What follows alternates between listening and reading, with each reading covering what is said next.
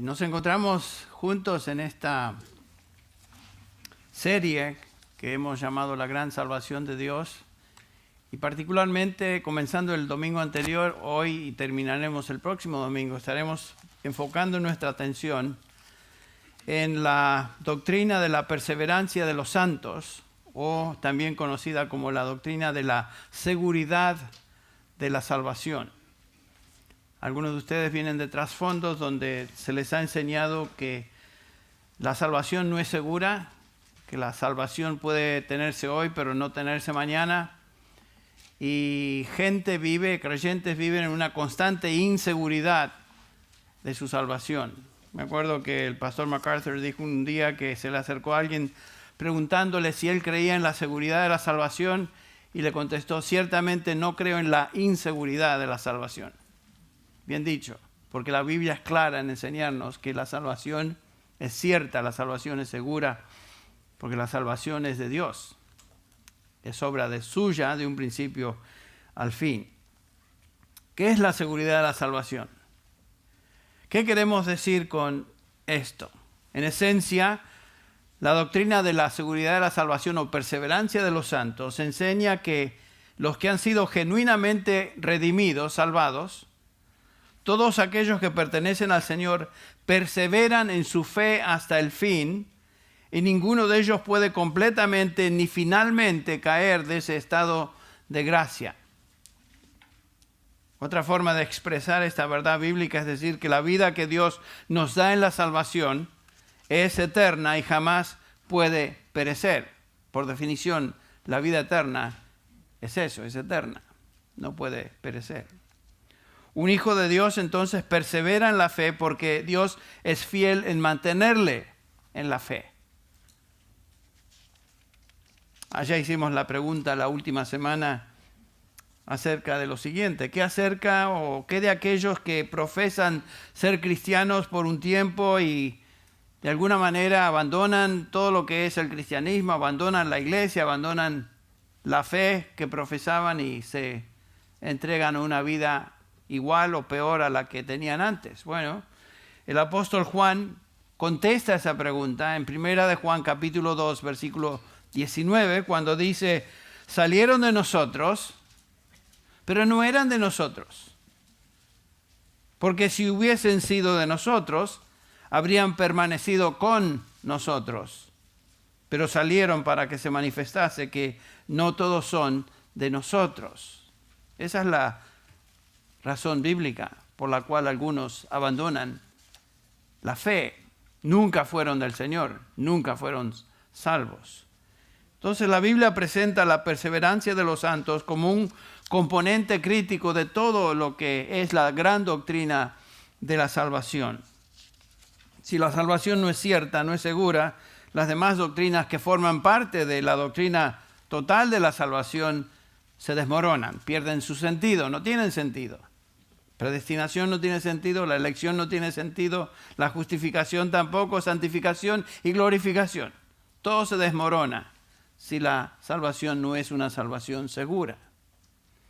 La salvación en la Biblia siempre se presenta como la obra de Dios en y a favor de sus escogidos, la cual Él lleva a cabo de acuerdo a un propósito soberano que comienza en una eternidad pasada y culmina en una eternidad futura. Eso es justamente lo que Pablo nos dice en el pasaje de Romanos 8, comenzando con el versículo 28. Romanos 8, 28, dice así: sabemos que a los que aman a Dios, todas las cosas les ayudan a bien. Esto es, a los que conforme a su propósito son llamados. Porque a los que antes conoció también los predestinó para que sean conformes a la imagen de su Hijo, de tal manera que Él sea el primogénito entre muchos hermanos. Y a los que predestinó, versículo 30, también a estos también llamó, a los que llamó, a estos también justificó, y a los que justificó, a estos también glorificó.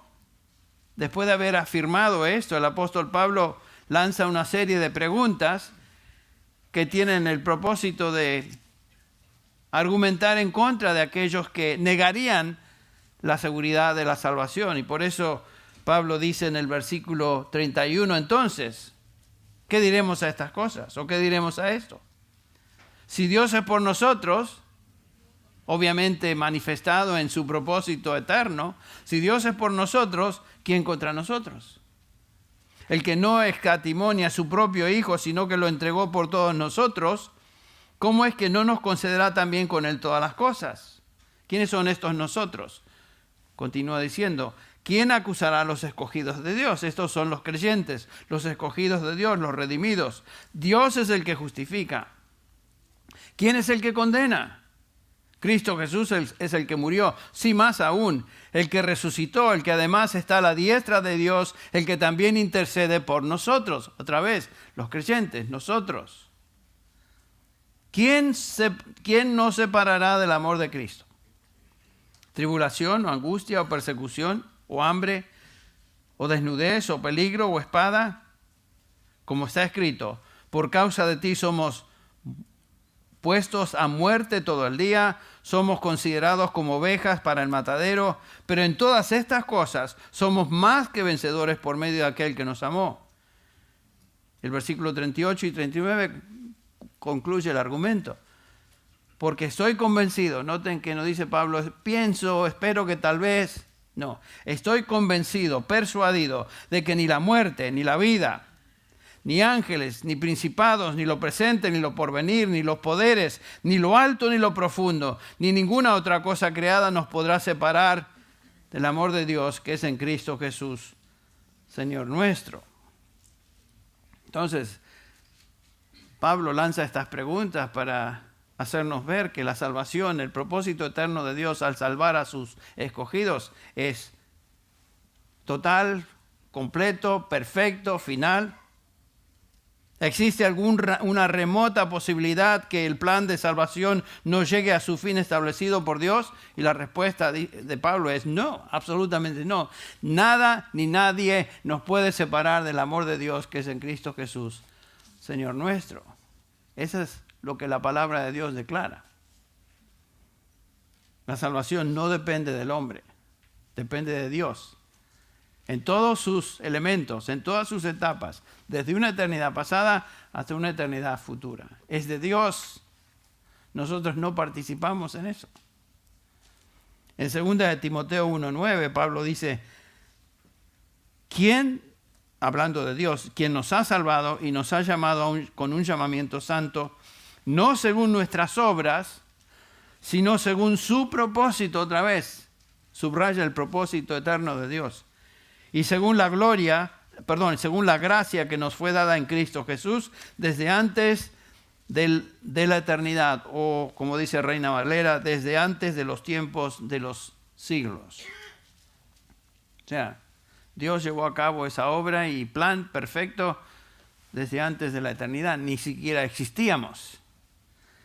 En el capítulo 2 de 2 de Timoteo, versículo 10, Pablo dice, por tanto, todo lo soporto por amor a los escogidos, para que ellos también obtengan la salvación que es en Cristo Jesús, con gloria. Todo culmina en gloria. Todo termina en gloria. La salvación es eterna. Comienza con el propósito de Dios antes de los tiempos de los siglos y culmina con gloria eterna en el futuro. Los creyentes verdaderos son aquellos que son parte de este propósito eterno. Estos son los que tienen vida eterna, estos son los que perseveran en su fe hasta el fin. Aquí no está hablando Pablo de profesantes. No todo el que me dice, Señor, Señor, entrará en el reino de los cielos. Pablo está hablando de aquellos que Dios llama y eficazmente salva. ¿Se acuerdan lo que Jesús dijo acerca de sus ovejas? En Juan 10, 27 dice, mis ovejas oyen mi voz y me siguen y no perecerán jamás, ni nadie las arrebatará de mi mano. Mi Padre, quien me las dio, es mayor que todos y nadie las puede arrebatar de la mano de mi Padre. Y agrega, yo y el Padre somos uno. Estas son sus ovejas, los que el Padre le dio para que Él redimiera y salvara. La promesa de salvación eterna, la garantía de perseverancia en la fe es exclusiva y genuinamente solamente pertenece a aquellos que han sido transformados por Dios, los verdaderamente convertidos. ¿Quiénes son estos? En Romanos 8 Pablo le dice los escogidos de Dios. En Juan 10 Jesucristo les llama sus ovejas. Si tú eres hijo o hija de Dios, por fe en el Señor Jesucristo, la Biblia dice que tú no perecerás, ni nadie te arrebatará de las manos del Señor. Tu fe perseverará hasta el fin porque eres protegido por el poder de Dios Padre y el poder de Dios Hijo, como estaremos viendo. Lo que hace de la salvación una doctrina gloriosa es justamente esto. No puede ser destruida, es eterna, porque es obra de Dios, de un principio al fin. Y como dijimos la última vez, cualquier idea de una salvación que no incluya seguridad eterna, esa enseñanza es falsa, es distorsionada, no se encuentra en la Escritura. Por otro lado, cualquier idea de salvación que excluya la perseverancia en la fe, también es una distorsión de la verdad. Los que creen, los que son salvos, perseveran en su fe hasta el fin. Si tú eres hijo de Dios, tú nunca perecerás. Si tú eres hijo de Dios, no vivirás una vida presumiendo de tu seguridad y por lo tanto haciendo lo que te da la gana. Esa no es una persona que conoce al Señor. Si eres hijo de Dios, si eres del Señor, obviamente tú amas a Dios, tú amas su palabra, tus deseos e inclinación es serle obediente y por lo tanto perseveras en la fe. Estamos seguros en la salvación por medio de la fe, la cual no es de nosotros, como dice Pablo en Efesios 2:8, sino que es don de Dios. Todo en la salvación es don de Dios. La obra de salvación en el corazón se presenta en la Escritura como la obra exclusiva de Dios en su totalidad. Es una obra sobrenatural. Todo en la salvación es sobrenatural, inclusive nuestra fe. Es una fe sobrenatural. Por supuesto que la fe a veces es débil. El creyente a veces duda, tiene periodos de dudas y flaquezas, como cantamos en el himno de Lutero, Castillo fuerte es nuestro Dios. Aunque estemos zarandeados por todo tipo de demonios y dudas vengan y luchas tengamos, nuestra fe va a ser zarandeada, pero no va a ser destruida. Tu fe puede ser puesta a prueba de tal manera que dudas aún de tu salvación, pero esa duda no va a ser completa al extremo de que vas a abandonar a tu Señor si eres hijo de Dios.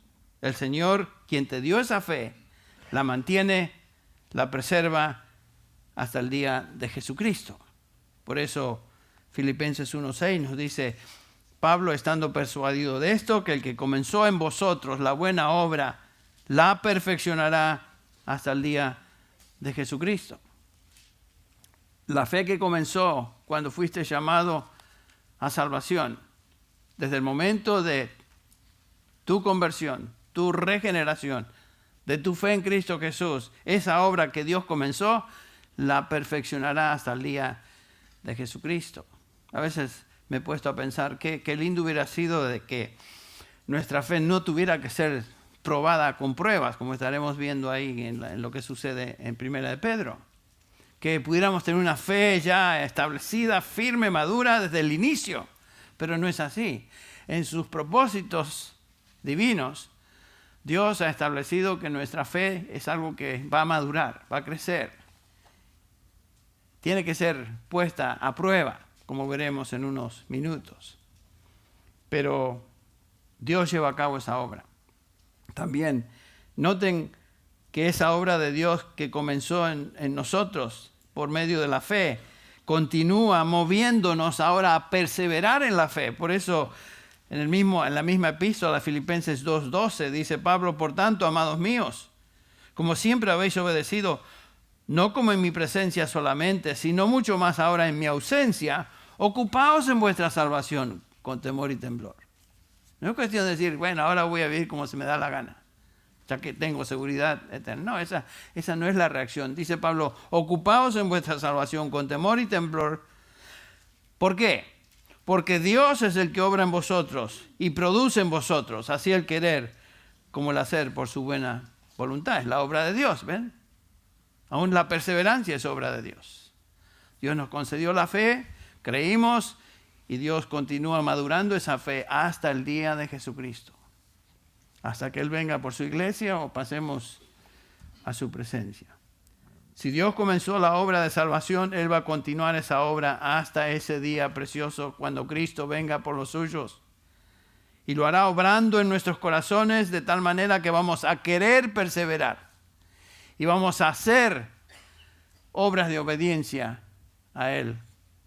No fuimos salvados por obras, pero dice Pablo en Efesios 2:10, fuimos salvados para buenas obras. En otras palabras, perseveramos, demostramos nuestra perseverancia por medio de la obediencia a Él. Ahora, hasta aquí llegamos la última vez. A ver si terminamos hoy la parte que tenemos. Tenemos más por delante, más el próximo domingo. Pero vamos a Primera de Pedro. Ahora sí vamos a Primera de Pedro, que es el pasaje que hemos estado examinando. Los versículos del 3 al 9, donde Pedro nos habla acerca de la manera que nuestra fe es sostenida, preservada.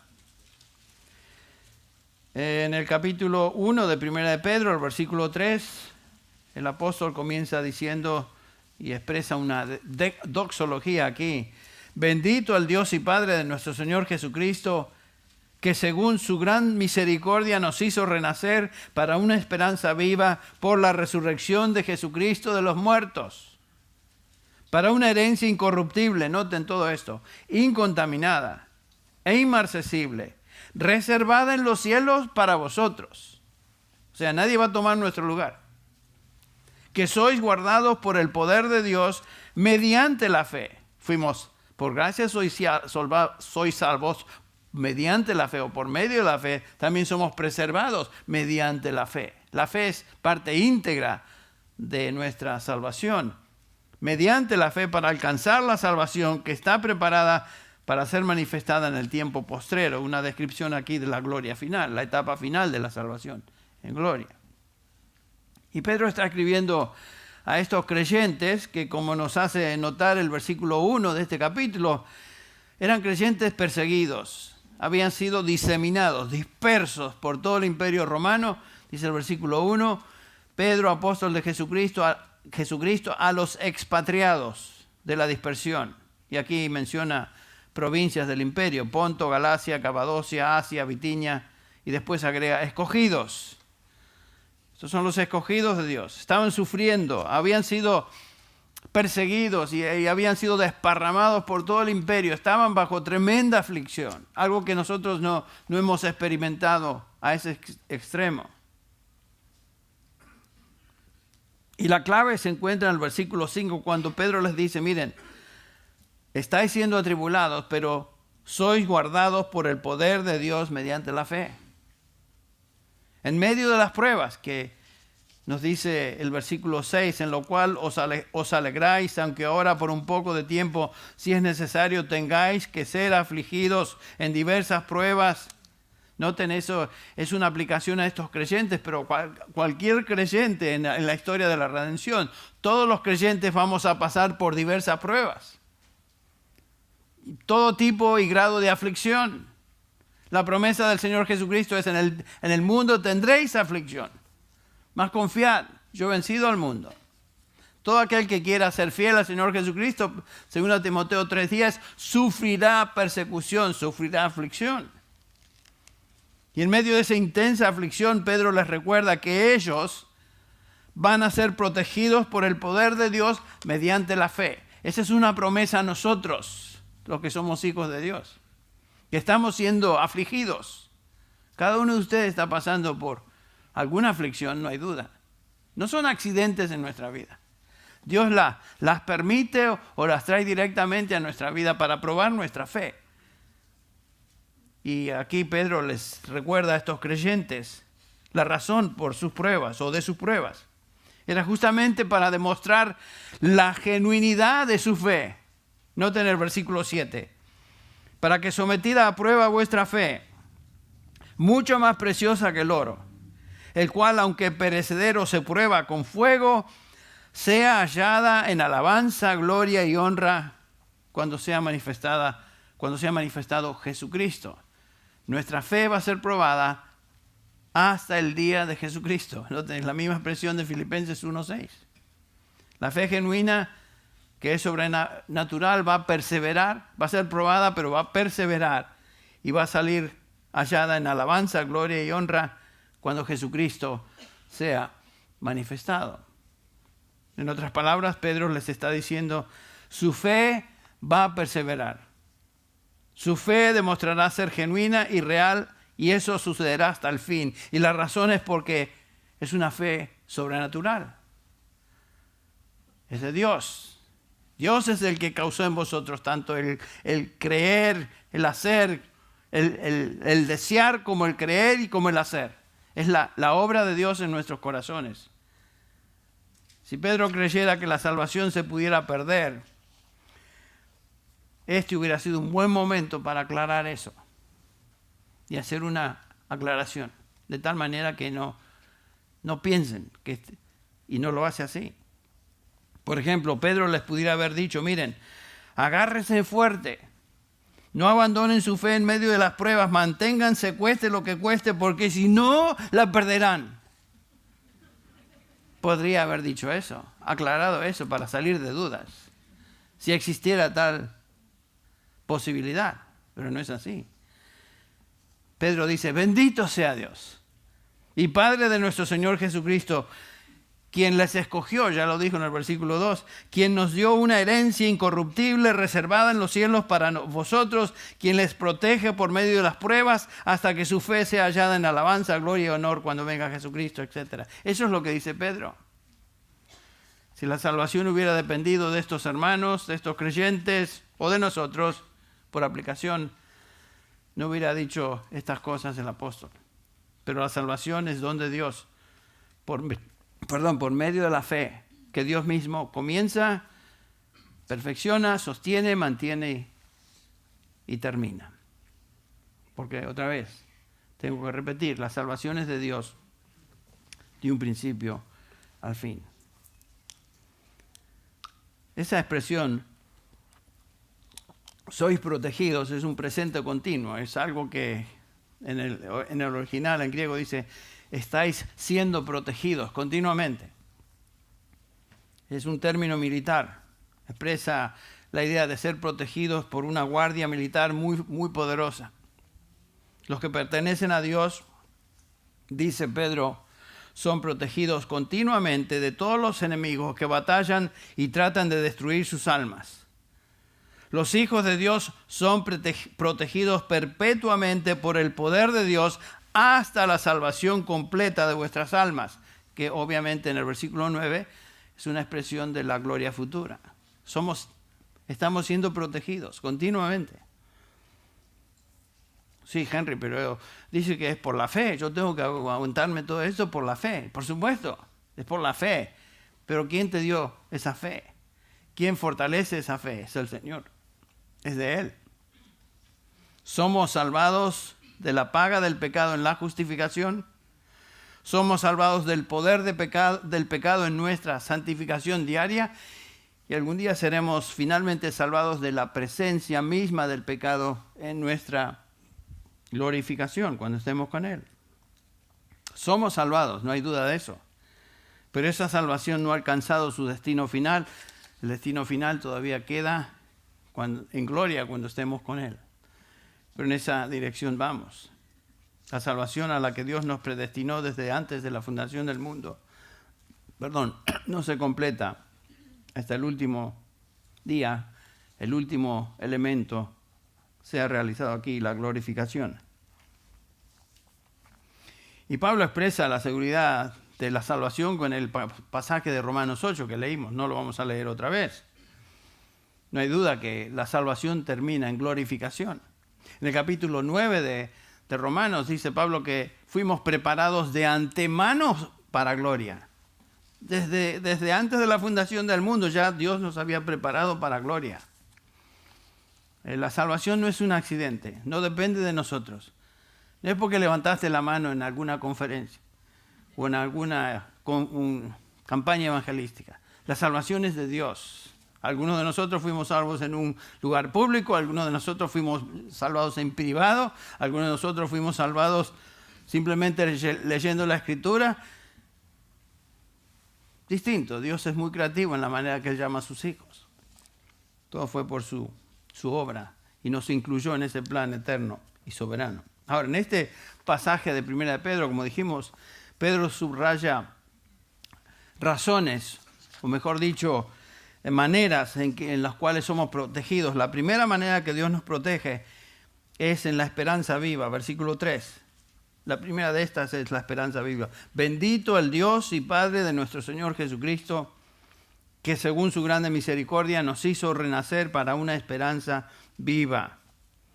Noten que renacimos, hemos nacido de nuevo, hemos sido regenerados.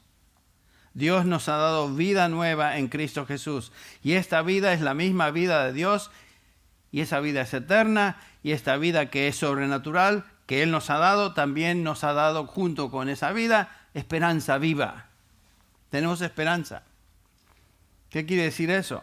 Es una esperanza que no puede morir. Dios comenzó esa esperanza cuando nos salvó y continuará hasta que estemos con Él. Por eso en el versículo 13 Pedro dice, por tanto, ceñid vuestro entendimiento para la acción, sed sobrios en espíritu, poned vuestra esperanza completamente en la gracia que se os traerá cuando Jesucristo sea revelado. En otras palabras, Pedro les dice a estos hermanos sufrientes, no teman en cuanto a si van a soportar el sufrimiento y las pruebas, sino pongan su esperanza en la gracia que será revelada cuando Jesucristo venga. Esta esperanza es viva, no puede morir. Esa esperanza que Él nos concedió desde el momento de salvación. En 2 de Tesalonicenses, dirigiéndose a estos creyentes, Pablo les dice en el capítulo 2, versículo 16, y el mismo Jesucristo, Señor nuestro y Dios, nuestro Padre, el cual nos amó y nos dio consolación eterna y buena esperanza por gracia, conforte vuestros corazones. La misma idea. No debemos vivir con miedo, temblando, de que de alguna manera el diablo nos robe de nuestra salvación, o nos haga caer o perdamos la fe. O algo suceda de manera que de esa salvación que Él nos concedió en Cristo se pierda. Imposible. Estos pensamientos de dudas y temores de que tal vez no vamos a durar, que no vamos a llegar al fin, no vienen de Dios, vienen del padre de mentira, el mismo diablo, quien es el acusador de los hermanos, que anda continuamente acusándolos. Pero recuerden que tenemos un abogado defensor, Cristo Jesús, quien intercede por nosotros. No escuchemos las voces del enemigo, las voces de los demonios. Aunque demonios 1000 estén puestos y listos a devorarnos, ¿se acuerdan del himno? Eso es lo que hacen ellos, continuamente tratando de devorarnos, tratando de plantar dudas. Pero Santiago 4:7 dice, someteos pues a Dios, resistid al diablo y huirá de vosotros. ¿Cómo vamos a resistir al diablo? Con nuestra propia fuerza, no, es con la palabra. ¿Se acuerdan? El Señor resistió al diablo en el capítulo 4 de Mateo una y otra vez. Escrito está, escrito está, escrito está. Dios no quiere que vivamos en temor y pavor, que vamos a perder nuestra salvación. No, Él nos ama, Él nos ha dado consolación eterna y buena esperanza por gracia, dice el apóstol Pablo. Por tanto, debemos ser confortados en esta realidad. En Romanos 5 dice el apóstol en el versículo 1, justificados pues por la fe tenemos paz para con Dios. No tenemos paz para con Dios. Ya no hay guerra entre nosotros y Dios. Por medio de nuestro Señor Jesucristo. Por quien también tenemos entrada por la fe en esta gracia en la cual estamos firmes. Y nos gloriamos. ¿En qué nos gloriamos, Pablo? En la esperanza de la gloria de Dios. En eso nos gloriamos. Confiamos, tenemos esa esperanza eterna. No hay ningún tono de duda en lo que Pablo dice acá. No es simplemente una añoranza o un deseo que en el futuro, en el día final, pasemos a la presencia del Señor. Es una certeza. Estamos firmes en la gracia. Colosenses 1:3. Pablo, escribiendo a estos creyentes, les dice ahora: siempre orando por vosotros, damos gracias a Dios, Padre de nuestro Señor Jesucristo, habiendo oído de vuestra fe en Cristo Jesús y del amor que tenéis a todos los santos, a causa de la esperanza que os está guardada en los cielos. Otra vez, reservada en los cielos, guardada en los cielos. En nuestro texto de 1 Pedro 1, nos dice aquí el apóstol Pedro que el Señor Dios nos ha hecho nacer de nuevo a una esperanza viva mediante la resurrección de Jesucristo. La resurrección de Jesucristo garantiza nuestra resurrección. Él vive. Él ha resucitado. Y porque Él vive, nosotros también ¿qué? Viviremos. Noten el versículo 4. Para una herencia incorruptible, incontaminada, inmarcesible, reservada en los cielos para vosotros. ¿Sería suficiente hablar de nuestra esperanza diciendo que Él se manifestará en una herencia futura en los cielos? Pero Pedro no se conforma solo con esta descripción, sino que dice que esta herencia es incorruptible, en otras palabras, no puede ser saqueada, no puede ser destruida, es también incontaminada, no tiene defecto alguno, no tiene mancha, es también inmarcesible, en otras palabras, no se marchitará, no puede apagarse, no puede disminuir. Y la razón es que esta esperanza es viva. Y esa esperanza es viva porque es sobrenatural. Procede de Dios. Toda esperanza en cosas humanas es defectuosa. No perdura, se marchita, muere. Porque la vida limitada al orden físico, estamos muy conscientes de eso, nace, crece, por un tiempo comienza a decaer, se envejece y finalmente muere. Ese es el ciclo de toda esperanza basada en cosas físicas humanas. Si esperamos en el poder humano, en promesas humanas, si dependemos de una esperanza y fe humanas, por supuesto eso va a fracasar. Somos dignos de lástima si esperamos y confiamos en un futuro basados en esfuerzo humano. En esta vida todo está sujeto a corrupción, está sujeto a decadencia y finalmente muere. Pero no la esperanza del cristiano, porque su esperanza no es humana, sino que procede de Dios. Es una esperanza viva y vive para siempre. Y Pedro agrega: esta herencia está reservada en los cielos para vosotros. ¿Se fijaron en eso? Esta herencia reservada en los cielos para nosotros. En el lugar más seguro del universo, en los cielos, con Dios. El Señor Jesucristo prometió a los suyos: voy pues a preparar lugar para vosotros. ¿Se acuerdan? Para que donde yo esté, vosotros también estéis. ¿Qué quiso decir el Señor con esto? Voy a preparar un lugar eterno y espero que lleguen algún día, o tendré que rentar el espacio a algún otro. Alquilar, no. Está reservada en los cielos para nosotros. Nadie va a tomar el lugar que el Señor ya reservó para Henry, para Sonia. Ahí ponga su nombre. Chris. Y no voy a llamarles a cada uno por nombre. Ponga ahí su nombre. Dios ya ha reservado ese lugar en los cielos. Esa herencia es suya, de nadie más. En el cielo no hay, ¿cómo se dice? Vacancies. Vacancias. Vacantes. Todos los lugares ya están ocupados, en el sentido de que ya están reservados. El Señor ha preparado un lugar para cada uno de los suyos. Cada uno de los suyos. Y nadie más puede ocupar ese lugar. Como dijimos, no existen cuartos vacantes porque algunos no lograron llegar. Todos van a llegar.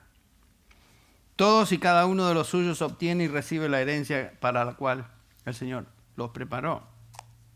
Cada santo es protegido hasta el final y por esa razón cada santo perseverará en su fe hasta el final. Si tú perteneces a Cristo, tú vas a perseverar en tu fe y obtendrás la herencia que el Señor ha reservado para ti y nadie más, para ti. En segundo lugar, el versículo 5 nos dice Pedro que somos protegidos ahora por el poder de Dios. La Escritura exalta el poder de Dios. No existe poder en el universo que se compare al poder de Dios. Por eso Dios es el único en la Escritura que se llama el Todopoderoso, el Omnipotente. Recuerden las palabras del Señor a Job en el capítulo 40, versículo 2, cuando dice el Señor: ¿podrá el que censura contender con el Todopoderoso? El que reprende a Dios responda a esto. Job estaba cuestionando ciertas cosas del por qué esto, por qué esto, por qué esto.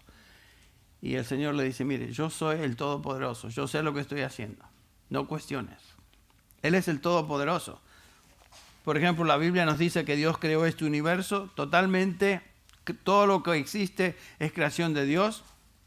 La Biblia nos dice también que Dios creó este universo de la nada, ex nihilo, o sea, de la nada.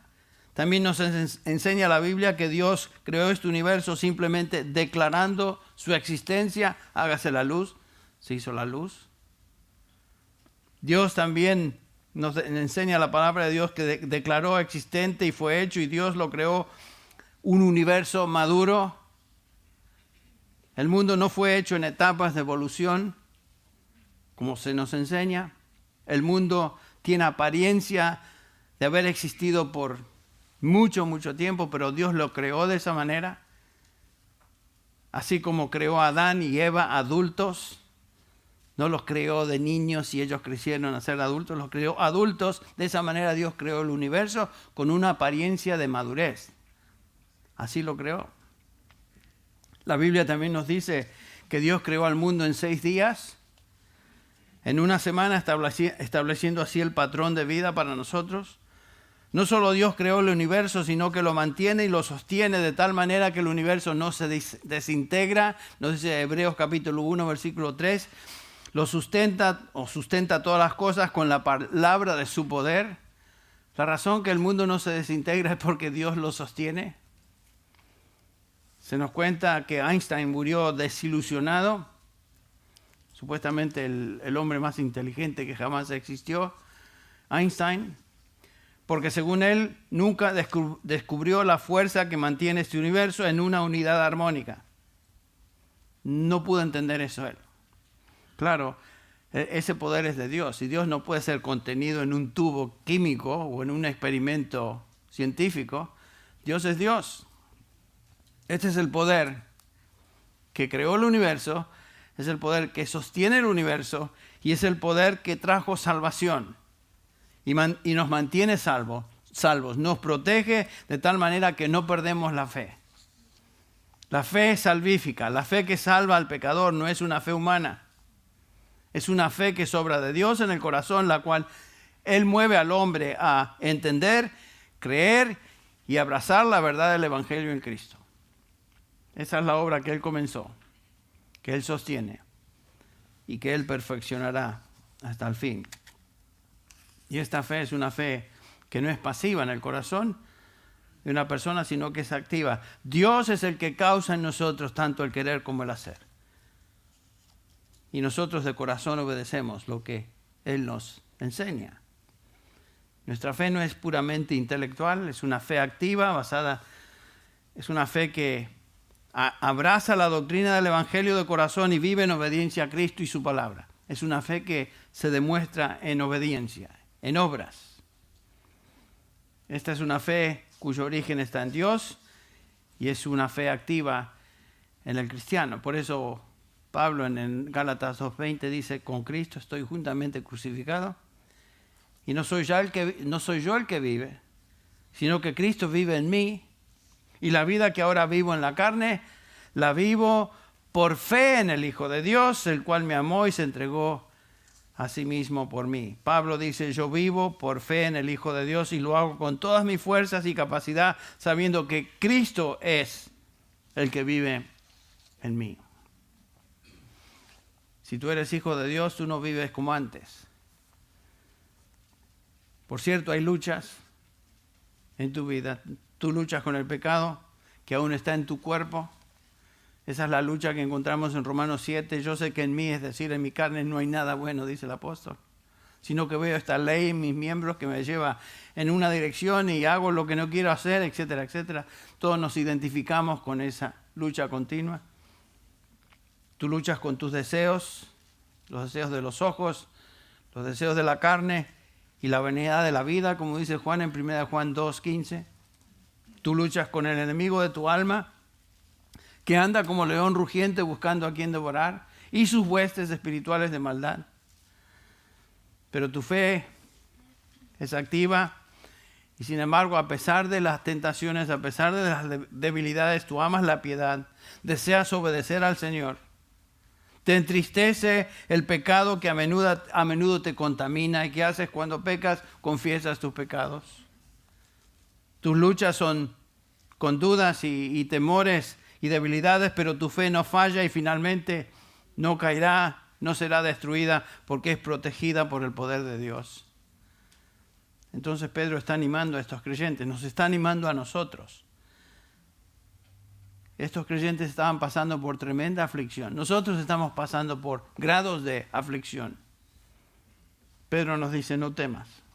Tu fe no terminará, no será destruida, aún en medio de la peor y más severa situación.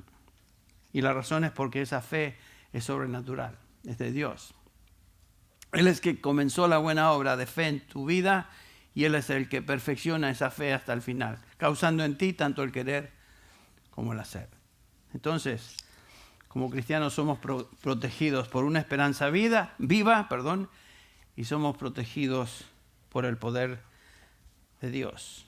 Hay 4 elementos más que queremos considerar que el apóstol Pedro subraya, pero lo haremos el próximo domingo. Vamos a concluir en oración esta mañana. Señor, te damos gracias una vez más por tu palabra, Señor, la cual trae ánimo, estímulo, consuelo a nuestras almas. Gracias te damos, Señor, por esta descripción que el apóstol Pedro nos da de nuestra fe, una fe que está siendo probada como el oro en el crisol. Y pasamos por todo tipo de aflicción en este mundo, Señor, pero sabemos que esas pruebas son enviadas por ti para nuestro bien, para fortalecer nuestra fe, para madurar nuestra fe. Te damos gracias, Señor, por estas. Señor, gracias por todo lo que envías a nuestra vida. Ayúdanos a vivir confiando, creciendo en nuestra fe, siendo madurados en nuestra fe. Y cada nueva prueba que viene, Señor, que sea un paso más para avanzar en nuestra fe. Te pedimos esto, Señor, en el nombre de Cristo Jesús, nuestro Salvador. Amén.